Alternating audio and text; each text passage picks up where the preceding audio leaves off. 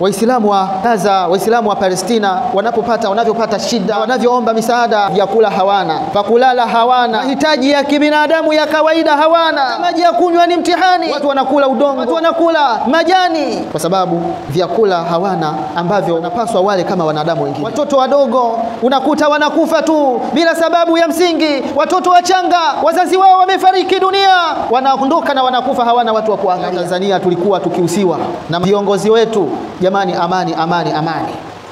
Wa addal amanata wa nasaha al umma wa kashafa Allahu bihi al ghumma wa jahada fillahi haqqa jihadihi hatta ataahu al yaqin wa tarakana ala al mahajjati al bayda laylaha kanahariha la yazighu anha illa hariq فصلوات ربي وتسليماته عليه. أما بعد، إخوة الإيمان أحباب رسول الله، أوصيكم وإياي بتقوى الله جل في علا. على المرء أن يعرف أن الموت باب وكل الناس داخله. يا ليت شعري بعد الباب ما الدار، الدار دار نعيم إن عملت بما يرضي الإله وإن خالفت فالنار. هما محلان ما للمرء غيرهما فانظر لنفسك لأي الدار تختار.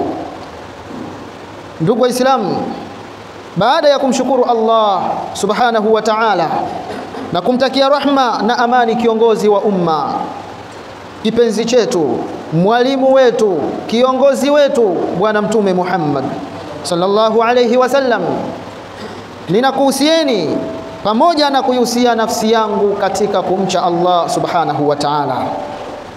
Ikhwatal iman, ahbab rasulillah, ama mawdhu khutbatuna al-yawm عنوانها يقول حكم القتل في الإسلام وقيمة الحياة وحرمتها. Ndugu Waislamu, hakika maudhui ya hutuba yetu ya leo insha Ar-Rahman, kichwa chake cha habari kinasema hukumu ya mauaji katika Uislamu na thamani ya uhai wa mtu na uharamu wa kuitoa kwake. Ndugu zangu, hii ndio maudhui ya hutuba yetu kwa leo. Namuomba Allah subhanahu wa ta'ala atuwafikishe katika hutuba hii insha Allah. Kabla ya kuendelea na hii hutuba, ndugu zangu, hatuna budi kumshukuru Allah subhanahu wa ta'ala ala kulli hali. Allah ametupa mtihani, lakini kwa rahma zake na utukufu wake ameweza kutuondoshea mtihani huo. Hapa inapaswa tufahamu ya kwamba amani ni kitu cha msingi sana katika maisha ya mwanadamu. Kuchunga uhai wa mtu ni kitu cha msingi sana na ambacho kimehimizwa ndani ya Qur'ani tukufu. Ndugu zangu, masiku machache ambayo Allah ametujaribu kwayo, kila mmoja akili yake imeweza kukaa sawa katika nchi yetu. Hii inatupelekea Allah subhanahu wa ta'ala anatuonyesha Waislamu wenzetu mazingira wanayopitia katika nchi za Palestina na Gaza. Sisi ni siku 2-3 tu, lakini akili zetu zimenyoka kweli kweli. Viongozi wetu walikuwa wakitusihi sana na hawakuacha kuwa ni wenye kulihusia jambo hilo kila wakati, kuitunza lakini na kuichunga amani. Tumeonyeshwa sehemu tu, lakini kila mmoja amekuwa ni mwenye kuongea lugha yake. Kuna wenzetu sasa, hali kama hiyo ndogo ulioiona, vyakula hawana, pakulala hawana, mahitaji ya kibinadamu ya kawaida hawana, hata maji ya kunywa ni mtihani, watu wanakula udongo, watu wanakula majani kama mbuzi, kwa sababu vyakula hawana ambavyo wanapaswa wale kama wanadamu wengine. Haya ndio maisha tunaona tu kwenye mitandao. Waislamu wa Gaza, Waislamu wa Palestina wanavyopata shida, na wanavyoomba misaada. Watoto wadogo unakuta wanakufa tu bila sababu ya msingi. Watoto wachanga wazazi wao wamefariki dunia, wanaondoka na wanakufa, hawana watu wa kuangalia. Leo Tanzania tulikuwa tukihusiwa na mashehe zetu, viongozi wetu, jamani, amani, amani, amani. Ndugu zangu, kwa hakika maisha ya mtu ni hadhi iliyo tukufu kabisa katika sheria ya dini tukufu ya Kiislamu, na ulinzi wake ni wajibu ambao uliowekwa na Allah subhanahu wa ta'ala ndani ya Qur'ani tukufu. Tusikilize Qur'ani tukufu, uzito wa jambo la kuua, namna Allah subhana alivyoelezea ndani ya Qur'ani. Wale mabingwa wa kuwaua wenzao kwa namna moja am nyingine, ambao wao kama sio wauaji lakini ni wenye kuunga mkono au ni wenye kushabihikia au ni wenye kuchochea kwa namna moja am nyingine. Tumsikilize Allah anatuambia nini ndani ya Qur'ani tukufu. Ndani ya surati Maida 32 aya namba, Allah anasema: min ajli dhalika katabna ala bani Israil, min ajli dhalika katabna ala bani Israil annahu man qatala nafsan bighayri nafsin aw fasadin fil ardh fakannama qatala an-nasa jami'a. Allah anatuambia ya kuwa kwa ajili hiyo basi tumeamuru juu ya wana wa Israeli ya kuwa yoyote yule ambaye atakayethubutu kuwa nafsi ambayo haina hatia, nafsi ambayo haina makosa, yoyote yule ambaye atakayeua bila sababu ya msingi kabisa kwa Allah subhanahu wa ta'ala, huyo ni kana kwamba ameua nafsi za watu wote. Nafsi moja tu, yoyote yule ambaye kwa namna moja am nyingine ameua nafsi moja au amesababisha nafsi kuondoka basi na hatia, basi huyo atakuwa ameua watu wote. Kama umeua watu wote sasa, au umeua wawili, watatu, wanne, inakuwaje? Ikiwa ni mtu mmoja kama umesababisha mauaji au umemuua kwa namna moja am nyingine. Tuangalie, indalla ala shay'in inma yadullu ala qimati wa thamani au wa thamani alhayati adhima. Ikijulisha juu ya jambo, ndugu zangu, inajulisha ya kwamba maisha na uhai wa mtu una thamani ni kubwa kabisa kuliko vitu vingine. Kwa sababu ndugu zangu, ili mtu awe mcha Mungu, maana yake lazima awe hai. Haiwezekani mtu hajazaliwa au mtu amekufa au mtu hayupo akapewa sifa ya kwamba yeye ni mcha Mungu. Angalia uhai. Maana yake ili uundike katika ucha Mungu, Uislamu uliokuwa safi, lazima maana yake uhai uweze kuundwa vizuri, na lazima uhai uweze kuthaminiwa, na lazima roho na nafsi iweze kutunzwa. Katika aya hii Allah subhanahu wa ta'ala ameelezea vitu vikubwa viwili. Kwanza, uhai wa mtu ni kitu cha msingi sana. Haipaswi hata mara moja mtu kuchezea maisha ya mwenzake. Ikiwa mtu yeye mwenyewe ameweza kutahadharishwa na ameweza kuonywa vikali kabisa, na endapo atathubutu kuipelekea nafsi yake kuiua yeye mwenyewe, inakuwaje mtu mwingine akiiua au akisababishia mauaji? Yaani wewe mwenyewe ukaamua, ngoja nichukue kisu nijichome, ngoja nichukue bastora nijipige, ngoja nichukue kamba nijinyonge. Una dhambi ni kubwa na ni nyingi, na pepo ya Allah huioni, na ni katika watu wa motoni. Ikiwa Allah amethamini nafsi yako wewe mwenyewe, unatakiwa uitunze nafsi yako, uitunze uhai wako.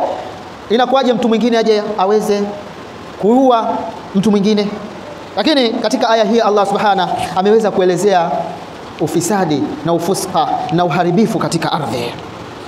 Idhan fakam minan nas, ni wangapi katika watu wasio na huruma kwa viumbe wenzao, wanaunga mkono kwa namna moja am nyingine, kama sio wauaji, lakini wanachochea au kusababisha mauaji. Ni wangapi? Na hapa kwenye mauaji wako watu wa design nyingi. Wapo wachawi, naam, wapo wanga, wote hawa ni wauaji. Lakini katika ardhi hii ufasik, ufisadi, uharibifu na kila aina ya dhambi watu wanajifanyia. Ikhwatul iman, hunaka anwa'ul qatl, zipo aina mbalimbali za mauaji. Tusikilize. Na kila aina ya mauaji ina hukumu yake mbele ya Allah subhanahu wa ta'ala. Kwanza al-qatlul abdu, kuna mauaji ya makusudi kabisa. Hii ni aina ya mauaji. Wal qatlu khata'u, na kuna mauaji ya makosa au bahati mbaya, nayo ina hukumu yake.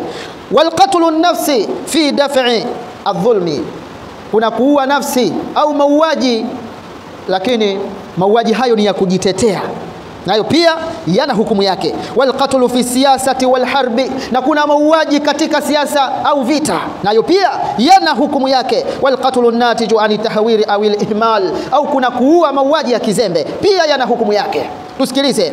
Hukumu kullu al-qatli, hukumu ya kila mauaji. Al-qatlu al-amdu, mauaji ya makusudio kabisa na ya makusudi kabisa, hukumu yake ni ipi? Al-uquba, ni adhabu. Ni adhabu gani hiyo? Bas hiya alqisasu au al-afwi ma akhdhi dia. Katika sheria tunaambiwa hukumu ya mtu aliyeua kimakusudi kabisa, basi na sababu ya msingi akaamua kuua kwa mkono wake bila ya sababu, hukumu yake na yeye ni kuuawa. Ni adhabu lakini na kifo, tena kwa kulipiza kisasi. Kwa maana huyu auawe, ikiwa ameua kwa panga na yeye auawe kwa panga, ikiwa ameua kwa kisu na yeye auawe kwa kisu, ikiwa amemuua mtu kwa kumnyonga, basi na yeye auwe vile vile ambavyo ameweza kumuua huyo mwenzake aliyemuua, au msamaha au asamehewe pamoja na kuchukuliwa fidia. Hii ni sheria. Hii ni kulingana na sheria ya dini tukufu ya Kiislamu. Maana yake ni nini? Dhambi hii ya kuua ni dhambi iliyokubwa kabisa, na sisi kama Waislamu dhambi ya kuua ni dhambi iliyokubwa, na ni dhambi ya pili baada ya dhambi ya kumshirikisha Allah subhanahu wa ta'ala. Na familia ya mtu ambaye ameuliwa ndugu yao inayo haki ya kulipiza kisasi, au yafaa pia kusamehe au asamehewe na kuchukua fidia kutoka kwake na kutoa fidia. Lakini al-qatlu khata'u, na kuna mauaji sasa ya bahati mbaya, hukumu yake ni ipi? Al-kafaratu wad-dia, hukumu yake ni kutoa kafara lakini na fidia. Hapa lazima watu wa sheria watahitajika juu ya utaratibu wake wote. Mtu aliyeua bahati mbaya, sheria itakaa chini na kuangalia namna ya hiyo bahati mbaya ni ya namna gani. Atatoa kafara lakini anatoa na fidia, kuua kwa bahati mbaya. Lakini unaka hukum al-qatlu nafsi fi daf'i dhulmi, kuna kuua nafsi kwa ajili ya kujitetea. Hukumu yake ni ipi? Mashruu biqadri dharura, sheria katika hali ya dharura inasemaje katika jambo hilo? La yajuzu fihi taaddi wal ifrati, haipasi na haijuzu kuvuka mipaka na kupindukia katika kujitetea. Ikiwa sasa mtu anajitetea, lakini katika kujitetea kwake akaona sasa hapa ni fursa hii, ngoja nimalizie kabisa, kumbe huko kujitetea ilikuwa hata haipelekei kuua, lakini yeye akapindukia akaona ngoja nimalize kabisa, akaua. Anasema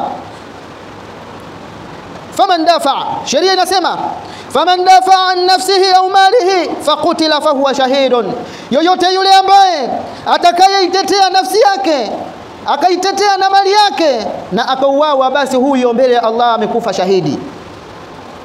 Lakini lazima uangalie katika huko kujitetea.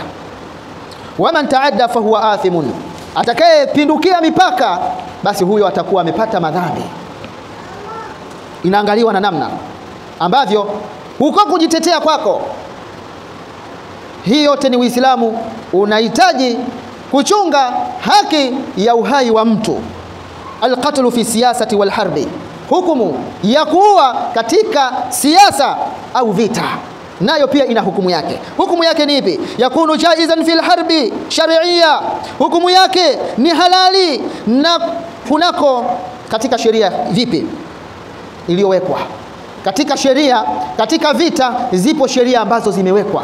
Mauaji katika vita hii haina shaka na haina mushkeli katika vita, yani mauaji katika vita hii haina shaka, ni kitu ambacho kinajuzu. Lakini wal jihadi alladhi lahu shurutu wa dhawabit, hiyo jihadi yenyewe ina sharti zake na taratibu zake ambazo zimewekwa ndani yake.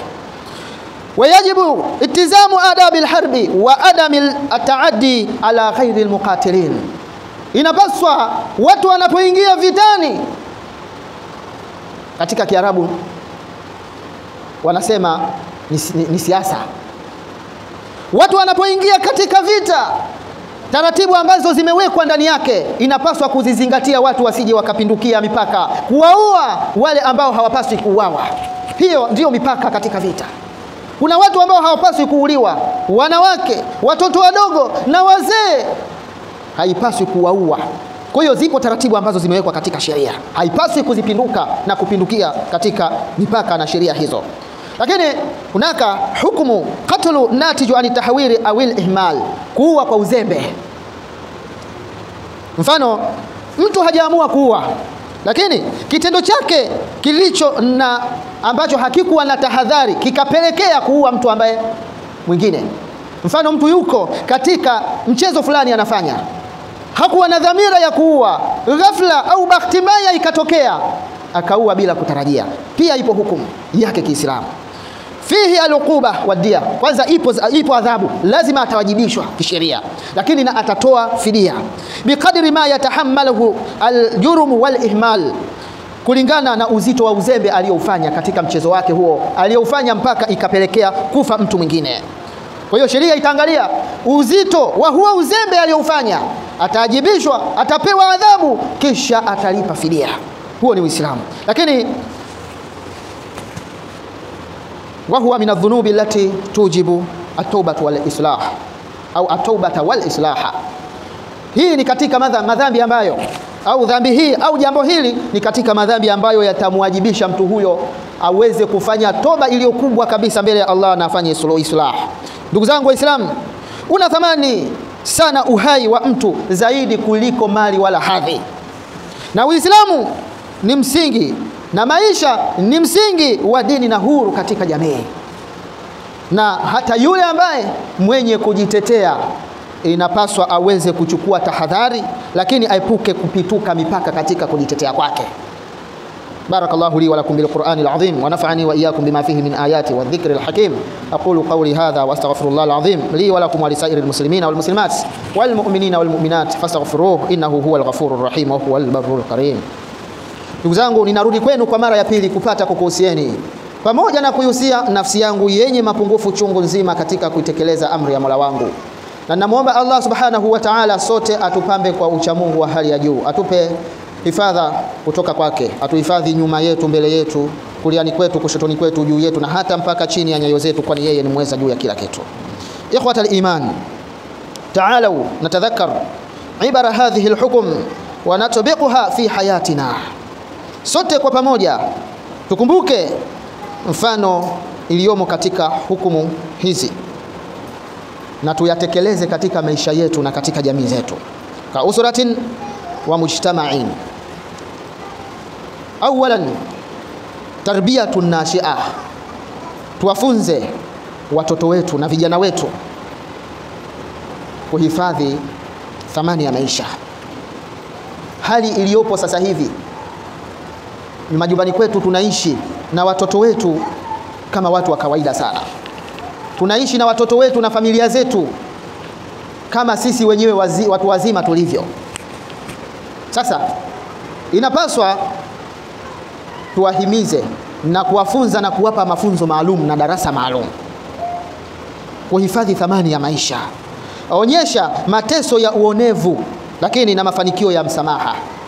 Kana watoto wako uweze kuonyesha yale mateso yanayopatikana juu ya mtu ambaye anayemuonea mtu mwingine pasi na sababu, lakini na faida inayopatikana panapo kumsamehe mtu ambaye ameweza kuteleza au kumkosea kwa namna moja au nyingine. Hapa tunapata mafunzo ambayo Bwana Mtume Muhammad sallallahu alayhi wasallam ndivyo alikuwa akiishi. Wakati mwingine alikuwa akivumilia adha mbalimbali alizokuwa akizipata kutoka kwa maadui zake, lakini na wale ambao wanaomfanyia ubaya wakati mwingine alikuwa akisamehe. Leo mtu anakufanyia dhilla, kisha baada ya hapo unaonyesha msamaha baada ya jitihada ya hukumu. Kuna mtu amekufanyia jambo ambalo halifai, akaajibishwa kisheria.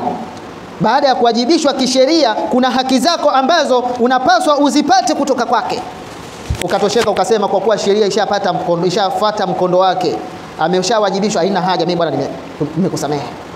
Haya inapaswa tuwe tunawafundisha na kuwafunza vijana wetu na familia zetu. Taasisu an-nidham wal qanun, lakini uwepo utaratibu wa kuzuia uhalifu katika mazingira yaliyoko, lakini ikiwemo ushauri. Hii ni utaratibu miongoni mwa taratibu za kuzuia uhalifu, ushauri, lakini na vyombo vya dola, na kutokomeza kabisa mashinikizo ya kikatili. Mtu amefanya jambo ambalo halifai katika jamii iliyopo, haipaswi kunyamaza. Unaona huyu kwa namna moja au nyingine, tabia hii anayoenda nayo mwisho wake utakuwa sio mzuri, utakuwa ni mbaya. Leo sisi tunayo kacha na tabia ambayo tumejiwekeza.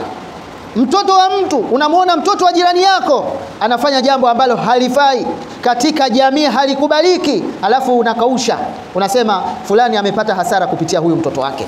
Unamcheka, hujui kwamba hiyo hasara na wewe baadaye itakuja kukugharimu. Kama mtoto huyu ni mwizi kwao, akishamaliza kwao kuiba ma TV na vitu vingine, simu, akitoka kwao ashasafisha kila kitu, anaenda kwa nani? Anakuja kwako wewe jirani, kunyamazia maovu. Hii ni sababu ya kupelekea machafuko. Lakini da'watu tauba, kuomba na kufanya dua, kuomba toba kwa yule ambaye ameenda mbali katika kupindukia kufanya madhambi, afanye toba kurejea kwa Allah subhanahu wa ta'ala. Na hii inatuonyesha ya kuwa mtu ambaye ni mcha Mungu, mtu ambaye ni muumini, siku zote hayuko tayari kufanya ufisadi, ufasiki na uharibifu wa aina yoyote katika ardhi hii. Lakini himayatu dhuafa, jukumu la kuwalinda wanyonge. Ndugu zangu, uhalifu mara nyingi unatokana na umaskini, kutokuwa na ajira wakati mwingine, au elimu ya dini. Hivyo inapaswa tusaidiane sisi kwa sisi. Kwanza, umemwona jirani yako, ndugu yako hana kazi na uwezo unao wa kumsaidia kwa namna moja au nyingine, kwa nini usiwe daraja ya wewe kwake yeye kuweza kupata kazi, au kumsaidia fikra na mawazo na ushauri? Tuna tabia ambazo tumejiwekea kwamba mimi ni mimi. Haiwezekani mimi nipate na yeye apate, mimi ninunue gari na yeye anunue gari. Tuna tabia kwamba mimi nataka yeye awe chini. Hii tabia sio nzuri. Baadaye umenunua hiyo gari yako, huyo ndio wa kwanza kuja kukubomolea. Wakati mwingine ukichunguza, tunatengeneza fitina sisi wenyewe kwa sisi. Lakini angalia siri ya dini yetu tukufu ya Uislamu, huwa moyo wa mtu umeumbwa kuwa na haya na mapenzi kumpenda yule ambaye amemfanyia wema, na hiyo ndio asili ya nafsi ya mioyo, namna Allah alivyotuumba sisi. Ukishaonyesha chuki, wewe ni wewe, nyumbani kwako wewe na wanao na familia yako tu, hujali kwamba jirani yangu maisha yake ni ya namna gani, anataabika, wakati mwingine ana kitu, ana njaa, ana shida na jambo fulani, na anaamini jirani yangu ana uwezo wa kunisaidia, lakini ushaweka ngao, yeye hawezi kukufikia kukuomba. Umejiwekea mageti nyumbani kwako, ukikutana naye njiani hata salamu huitiki. Unahisi kwamba huyo nikimuitikia, nikimshobokea huyo, kesho kutwa ataingia kwangu, ataanza kuja kunipiga mizinga. Haya ndio maisha ambayo tunajiwekea. Sasa wewe huyu kesho akiamua kuleta fujo, akiamua kufanya ufisadi na uharibifu, anaanza na wewe. Tunamwomba Allah subhanahu wa ta'ala aweze kutuzindua katika haya. Tutakapokuwa ni wenye kuyazingatia haya, kwa hakika kwa asilimia kubwa na nyingi, ndugu zangu, tutazuia haya maharibiko na huu michafuko na umwagaji wa damu katika ardhi. Tunamwomba Allah subhanahu atujalie minalladhina yastami'una alqawla fayattabi'una ahsana.